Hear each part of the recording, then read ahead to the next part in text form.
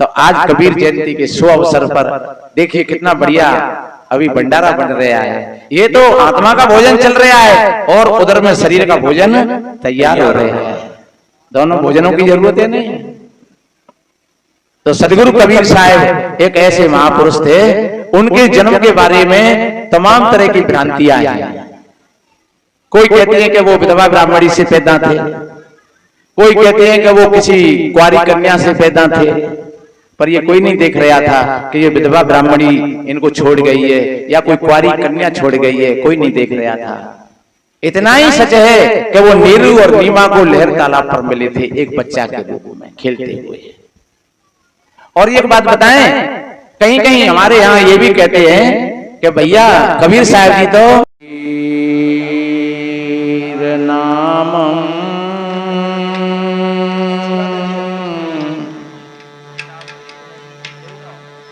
परमं पुनीतम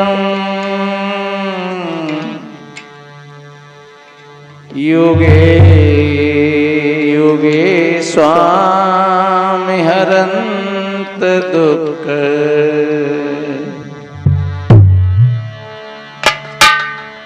दातारं मुक्तं पुरुषं पुराणो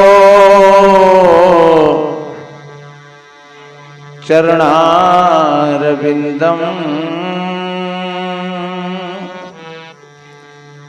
सततम नमामि। तिष्ठते ज्ञान रूपेण नर रूपम कबीर भव वासना जाल सर्वत्रम कृपा दृष्टि विनश्यते। तम कबीरम गुरुं वंदे ज्ञानिनायधिकं भव जड़यध्यास महाबंदम बोध ज्ञान विमुच्यते।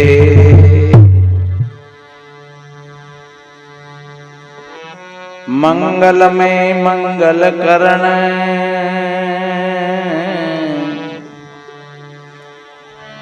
मंगल रूप कबीर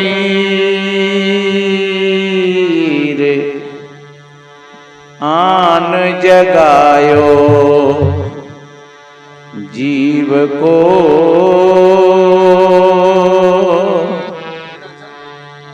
हरिय कठिन भव पीर। गुरु कृपा सो पाइए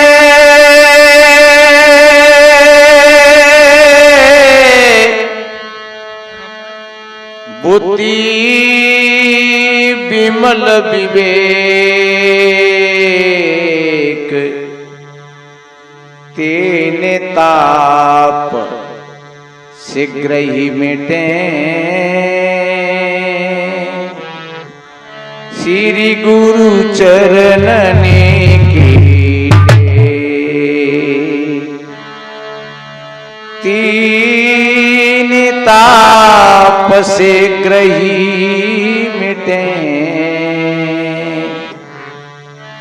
श्री गुरु चरणने कीटे।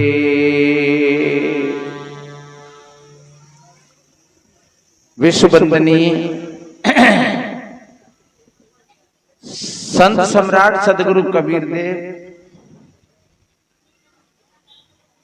मुदमंगल में श्रद्धेय संत समाज सभी धर्म प्रेमी सज्जन शक्ति स्वरूपाएं माताएं और बहन छोटे छोटे बच्चे एवं बच्चियां सभी को वंदन अभिनंदन करते हुए थोड़ा निवेदन करें। आज का ये सत्संग का तीसरा दिन है और 5वां पर्व है। आप सभी भाई बहन बड़ी श्रद्धा से इस सत्संग में डुबकी लगा रहे हैं। हम धन्यवाद देते हैं भक्त श्री छोटेलाल जी, जो इस ग्राम एलमपुर में ये त्रिदिवसीय कार्यक्रम रखा।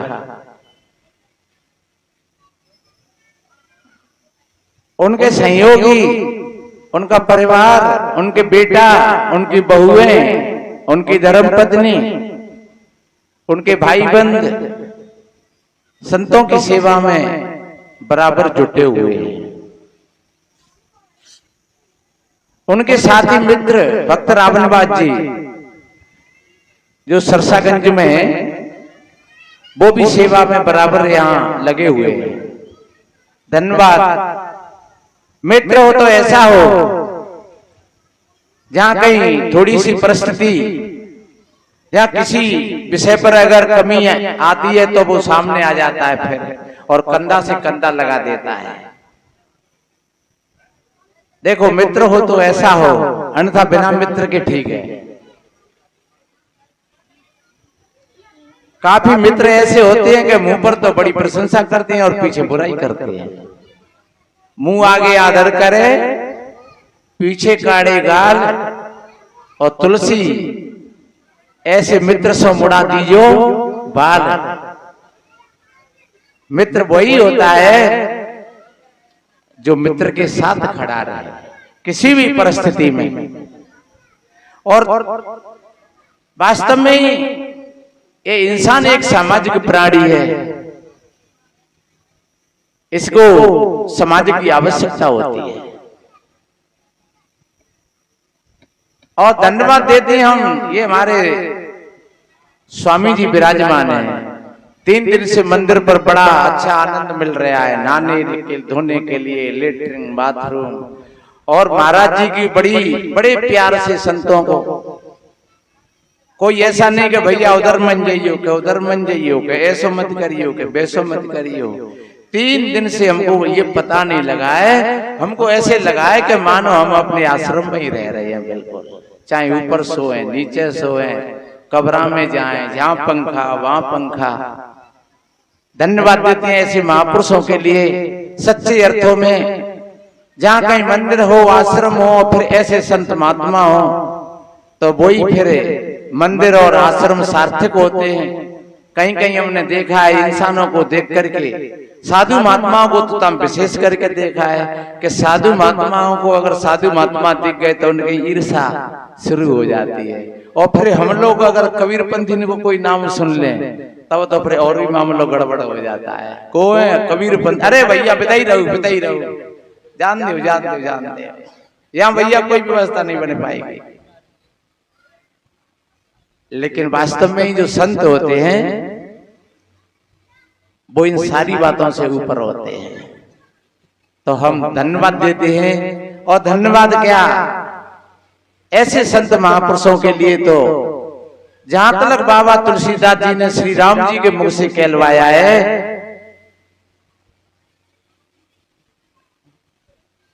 कि मोते अधिक संत कर लेखा, ये 7वीं भक्ति का प्रसंग है। सबरी से कह रहे हैं, सातम में जग मोही में देखा, मोते अधिक संत कर लेखा। ये सबरी, मेरे से तो संत बड़े होते हैं, और जो संत मिले तो मैं मिल जाऊं। कहा है, ऊधो मोए संत सदा अति प्यारे, ऊधो मोए संत सदा अति प्यारे। मैं संतन के पीछे जाऊं, जहां जहां संत सिधारे, और संत मिले तो मैं मिल जाऊं। संतन मोते न्यारे, ऊधो मोए संत सदा अति प्यारे। चरण कीरज अंग लगाऊं, सोतु घात हमारे, ऊधो मोए संत सदा अति प्यारे। जिनको हम भगवान कहते हैं, जिनको हम अवतार कहते हैं, और वो भी संतों की कितनी बड़ाई और प्रशंसा करते हैं कि संत मिले तो मैं मिल जाऊं। अगर संत मिल गए तो फिर मैं भी मिल जाता हूं, और जिनको संत नहीं मिल पाते हैं तो वो मेरे से बहुत दूर रहते हैं। तो संत कोई लाल और सफेद और किसी कपड़ा का नाम नहीं है। सन्यास कोई वेश और भूषण नहीं है। सन्यास का अर्थ ही होता है सन्यास सर्व कर्माण भव बंध विमुक्तये अत्यंता पंडिते धीरे आत्मा अभ्यास उपस्थिते। सन्यास का मतलब ही होता है जो सारी आसक्ति का त्याग कर देता है। कर्मों का त्याग नहीं होता है, आसक्ति का त्याग। आसक्ति का मतलब होता है आपके पास में बढ़िया कोठी है लेकिन मेरेपन का भाव नहीं है। आज कल देखा जाता है बड़ी बड़ी कोठियां बन रही हैं और क्या लिखा है, कुत्तों से सावधान। कोठी पर क्या लिखा हुआ है, कुत्तों से सावधान। तो समझ लो कि वहां में कुत्ते ही बैठे हैं, वे खा जाएंगे। और जहां कोई अच्छे भक्त हैं, सज्जन हैं, वो क्या लिखते हैं, स्वागतम, आइए आपका स्वागत है, आइए आपका स्वागत है। बेटा थोड़ी देर के लिए बंद कर दो, ये थोड़ी देर के लिए पानी मत बंद कर दो। हाँ थोड़ी तपस्या सही। एकादशी के दिन माता बहन तो पानी ना पिए थी बिल्कुल पूरे दिन, और हम 1 घंटा भर नहीं पिएंगे तो क्या फर्क पड़ता है। और कहू ज्यादा भैया प्यास लग रही हो इतने बाहर करके पी लियो, ऐसा नहीं होगा बाबा ने ना ही करते जो को गड़बड़ है जाए।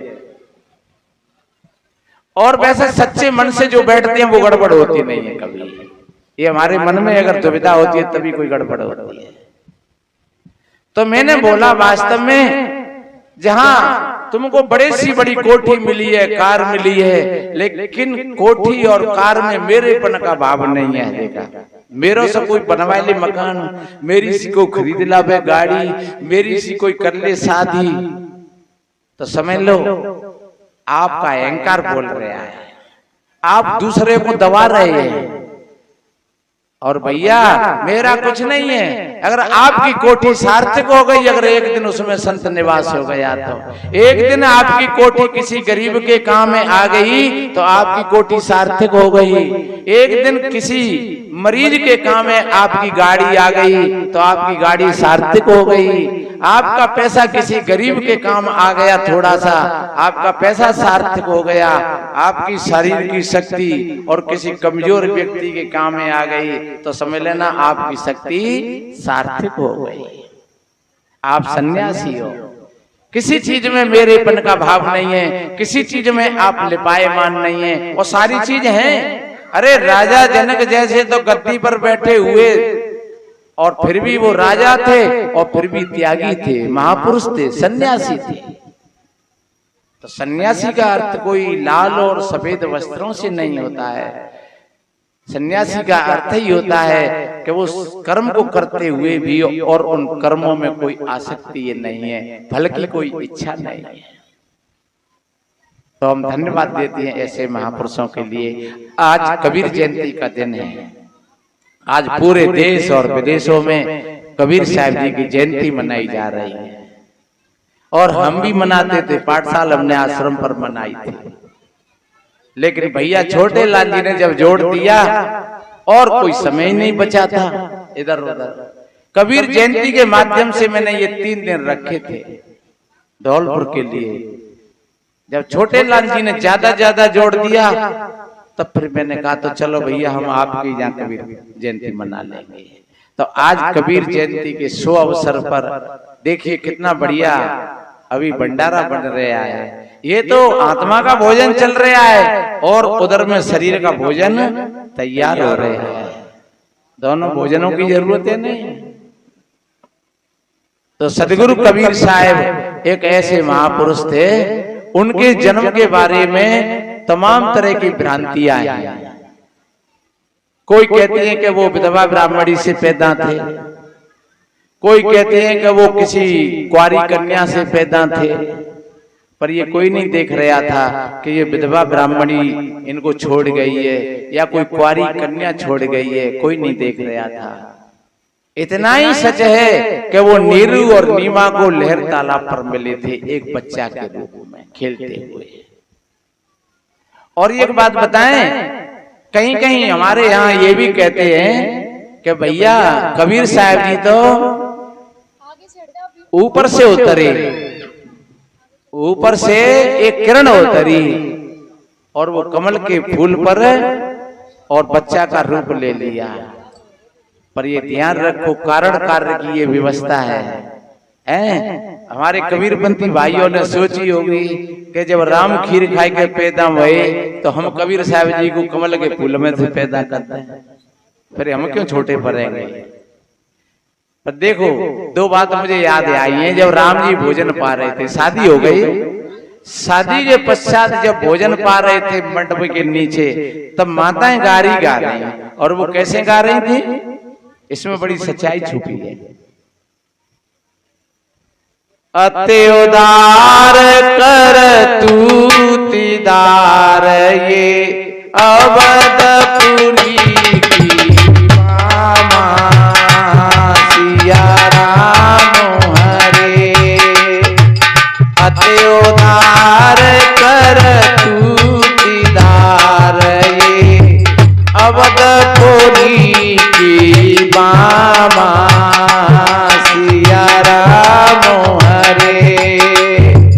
खीर खाए पैदा सुत करती पत कर कछुअन कामा सिया राम हरे। खीर खाए पैदा सुत करती पत कर कछुअन कामा सिया राम हरे। अवधपुरी की माताएं तो बड़ी चालाक हैं और बड़ी उदार हैं। क्यों? कि वो तो खीर खा करके ही बेटा बेटी पैदा कर लेती, उनको अपने पति से कोई लेना देना नहीं। देखिए मजाक की मजाक, कि उनको अपने पति से कोई लेना देना नहीं है, वो तो खीर खा करके ही संतान पैदा कर लेती है। पर राम जी ने कैसा उत्तर दिया, मजाक की मजाक, और उत्तर का उत्तर बड़ा सटीक। क्या कहा? सखिया बचन सुन के रघुनंदन बोले मृदु मुस्काते सिया राम हरे। सखी बचन सुन के रघुनंदन बोले मृदु मुस्काते सिया राम हरे। आपन बात छुपावो प्यारी तो आने की बातें सिया राम हरे। श्री राम जी ने कहा कि तुम बहुत बड़ी समझदार हो, तुम अपनी बातों को तो छुपाती हो और तुम दूसरों की मजाक करती हो। क्यों? लेकिन हमारे ऐसा नहीं होता है, ऐसा तो तुम्हारे यहाँ होता है। हमारे यहाँ कैसा होता है? हमारे यहाँ तो ऐसा होता है कि कोई नहीं जन्मे माता पिता बिनु बंदिए वेद की नीति सिया राम हरे। कोई नहीं जन्मे माता पिता बिनु बंदिए वेद की नीति सिया राम हरे। परे तुमरे तोरे सब मैते उपजे अस हमरे नहीं रीति सिया राम हरे। हमारे यहाँ तो ऐसा वेद भी कहता है और ये नियम है, कारण कार्य की व्यवस्था है कि बिना माता पिता के कोई पैदा नहीं होता है। आपका भी जन्म माता पिता से हुआ, हमारा भी जन्म माता पिता से हुआ, और तुम्हारा तो सब पृथ्वी से ही पैदा हो जाती है। क्योंकि सीता जी को लाइन नहीं कि सीता जी जमीन में तो निकली, हालांकि सीता जी जब जमीन में से पैदा नहीं भई होंगी, क्योंकि आजकल भी बहुत इस तरीका से बच्चा मिलती हैं। लोग एक मेड़ मर्यादा से को तोड़ करके और अपने संयम को बिगाड़ करके ऐसा काम कर लेते हैं और फिर लोग और समाज के भय के कारण और फिर उसको छुपाने का प्रयास करते हैं। पहले भी था ऐसा और आज भी है और ये आगे भी रहेगा। श्री राम जी ने कहा कि हमारे यहाँ तो बिना माता पिता के कोई पैदा नहीं होता है, लेकिन तुम्हारे यहाँ तो पृथ्वी से ही पैदा हो जाती है। तुमने तो सीता जी को पृथ्वी से निकाला, तो ध्यान रखो, न तो पृथ्वी से सीता जी निकली और न खीर खा करके राम पैदा हुए और न कमल के फूल में से कबीर प्रकट हुए। कबीर भी इसी तरीका से हुए थे। कोई बहन बेटी रखी आई वहां और नीरू और नीमा कहीं ससुराल से आ रहे थे के जा रहे थे, तो उनको उन कमलों में बच्चा के रूप में मिल गए और उनको ले आए उठा करके। उन पर कोई बच्चा नहीं था, लेकिन ये बात है, ऐसे जो बच्चा होते हैं वो प्रतिभाशाली होते हैं। तो कबीर जैसे जैसे होश, कबीर का अर्थ ही है उर्दू में महान। कबीर का अर्थ क्या है? कबीर का अर्थ महान है। तो वो एक महान शक्ति, एक महान विभूति थे कबीर। तो उस समय पर और जब वो 5 वर्ष के हुए तभी वो अपनी बात कहना शुरू कर देते थे। जब कभी मुल्ला बोलता तो कहते अपनी माँ से, मम्मी, माताजी ये कौन चिल्ला रहा है? वो कहती ये मुल्ला नवाज कर रहा है। कैसी नवाज? कि ये अपने खुदा को बुला रहा है। तो वो कहते क्या खुदा बहरा हो गया है सो जिस तरीका से चिल्ला रहे हैं? और धीरे धीरे धीरे धीरे जब प्रतिभा बढ़ती गई और जहां तक बताया है कि कबीर के गुरु रामानंद जी थे। पर एक बात और बताए, ये भी थोड़ा भ्रम है। बहुत लोग ऐसा मानते हैं कि कबीर जी के गुरु रामानंद जी थे, पर रामानंद जी एक ब्राह्मणवादी, एक ऊपर के मूर्ति पूजा के एक ब्राह्मण थे और कबीर एक तत्ववेता आत्मज्ञानी महापुरुष थे। दोनों की धाराएं बिल्कुल अलग अलग है। इसलिए अगर रामानंद जी के गुरु होते कबीर, और बीजक में कहीं कोई चर्चा भी नहीं आई है ऐसी। हाँ, कहीं आसपास की उठक बैठक होगी और थोड़े से बड़े हो सकते हैं तो मान ले होंगे। ये बात अलग है कि कोई अच्छे लोग होते हैं तो वो किसी भी साधु गुरु को और मान लेते हैं कि भैया चलो ये संत हैं, आत्मा है। तो ऐसे रामानंद जी को मान लिया होगा, लेकिन ज्ञान की धारा वो दोनों की अलग, उनकी धारा अलग है और उनकी धारा अलग है। कबीर की धारा अलग है। कबीर साहब जी का सिद्धांत है वो एकदम मानवतावादी सिद्धांत है। उस समय पर बहुत मामला बिगड़ा हुआ था, ब्राह्मणवाद अपनी चरम सीमा पर था और इस्लाम के हाथ में भय और लोभ था। तो भय और लोभ के कारण कोई कुछ नहीं बोलता था। एक बार बताते हैं, बादशाह ने एक लखनऊ के ब्राह्मण पंडित को बुलाया था। देखो कैसा समय था वो, ध्यान से सुनना। तो जब वो पंडित आया तो बादशाह ने पूछा उनसे, क्यों पंडित जी महाराज, अपना कल्याण करने के लिए वेद अच्छे हैं कि कुरान? तो पंडित जी ने बेचारे ने बहुत सद करके काम लिया कि हुजूर, अगर कोई बुद्धिमान आदमी है तो वो अपना कल्याण कुरान से भी कर सकता है और वेदों से भी कर सकता है। बादशाह ने कहा, ए हिंदुआ, ये तुच्छ कुरान को, वो तुच्छ वेदों को और हमारी कुरान की समता देता है, चढ़ा दो इसको फांसी पर। तो बताते हैं उस पंडित को फांसी पर लटका दिया था। वो समय था। और उस समय कबीर कहते हैं, काजी तुम कौन किताब बखानी। एक काजी, ये किताब कहां से आई? ये कुरान कहां से आई? ये कौन सी आसमान से गिरी जा करके? कोई पंडित जी दिख गए जनेऊ पहन करके और वो बोल पड़े, पहन जनेऊ जो ब्राह्मण होना, मेहरी क्या पहनाया, और वो जन्म की शूद्रन पर से तुम पांडे क्यों खाया? एक बात बताओ पंडित जी, तुमने चुटिया रखाई ली, तुमने जनेऊ डाल लिया और तुम पंडित जी हो गए, लेकिन तुम्हारी घरवारी पर कोई चिन्ह है और घरवारी पर कोई चिन्ह नहीं है, तो वो तो शूद्राणी ही रही, तो फिर कैसे पंडित रहे तुम? इधर में कोई मुल्ला मौलवी दिख गए तो बोल पड़े, सुन्नत कराए तुर्क जो होना, औरत सो क्या कहिए, अर्ध शरीरी नार बखानी, तासो हिंदू रहिए। अरे भैया, आपने तो सुन्नत करा ली तो आप मुसलमान बन गए, लेकिन आपकी पत्नी पर कोई निशानी है तो वो तो हिंदुआनी रही आदि, तो फिर तो तुम बीच के रह गए। धन्य ऐसे महापुरुष के लिए, जहाँ कहीं हत्या देखी तो बोल पड़े, भूला बे है मगना दाना, जिन्हें हरदम राम ही ना जाना, बरबस आन के गाय पछारी, गरा काट जिमें आप दिया, और जियत जीव मुर्दा कर डाल।